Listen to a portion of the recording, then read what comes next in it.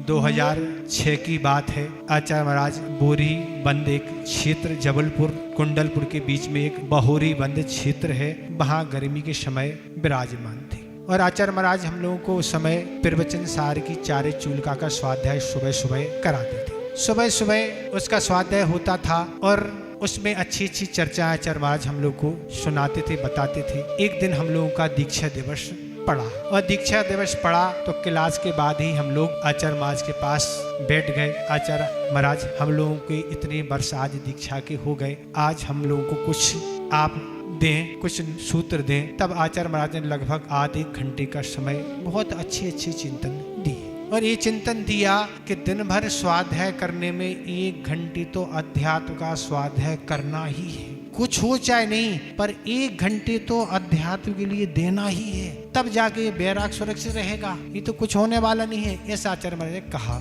तो फिर आहारचर्या हो गई। आहारचर्या होने के उपरांत महाराज लोगों में चर्चा हुई कि दीक्षा दिवस तो अपन हर वर्ष मनाते हैं, पर इस वर्ष दीक्षा दिवस अलग प्रकार से मनाना चाहिए। कुछ नए महाराजों का जो 2004 में तिलवारा घाट में दीक्षित हुए थे, उनकी ये भावना थी कि इस बार दीक्षा दिवस अलग तरीके से मनाएं। गर्मी का समय है और कुछ हो नहीं पाता है, तो महाराजों का सुझाव आया कि इस बार अपन कमरे में बैठ के ही दीक्षा दिवस मनाएंगे।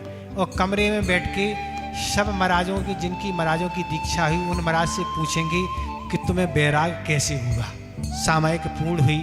सामायिक के बाद सारे महाराज एक कमरे में बैठे और एक एक महाराज से, बड़े महाराजों ने क्रम से पूछा, तुम बताओ तुम्हें बैराग कैसे होगा। सभी महाराजों ने क्रम से अपने अपने बैराग का कारण बताया कि हम ऐसे ऐसे रहते थे, फिर धीरे धीरे इस तरह से विरक्त होके फिर हम लोगों ने इस मार्ग में हमारा आना हुआ। सभी ने अच्छे से सुनाया, अच्छे से समय 2-3 घंटे का मिल गया। पब्लिक बाहर रही, केवल महाराज ही अंदर रहे। सारी चर्चा होने के बाद शाम को आचार्य भक्ति जब हुई, आचार्य भक्ति होने के बाद सब लोग अपने अपने स्थान पर चले गए। आचार्य महाराज जहाँ विश्राम करते थे, वहाँ पूज्य प्रसाद सागर महाराज ने कहा, आज तो दीक्षा दिवस अलग प्रकार का मनाया गया। आचार्य बहुत आनंद आया। क्या आया, क्या आया आनंद? आचार्य कहने लगी, क्या हुआ आज दीक्षा दिवस में? तो महाराज प्रसाद साई ने कहा, आज सभी महाराजों से, बड़े महाराजों ने पूछा कि तुम्हें बैराग कैसे हुआ, ये पूछा और सभी ने अच्छे से बताया। अच्छा, ये पूछा? तो किसी ने ये नहीं पूछा कि अभी वर्तमान में तुम्हारा बैराग कैसा है। ये तो सबने पूछा कि तुम्हें बैराग कैसे हुआ, पर ये नहीं पूछा कि अभी कैसा है ना। अभी है तो है और अभी बैराग नहीं है तो कोई मतलब नहीं है। क्या करोगे?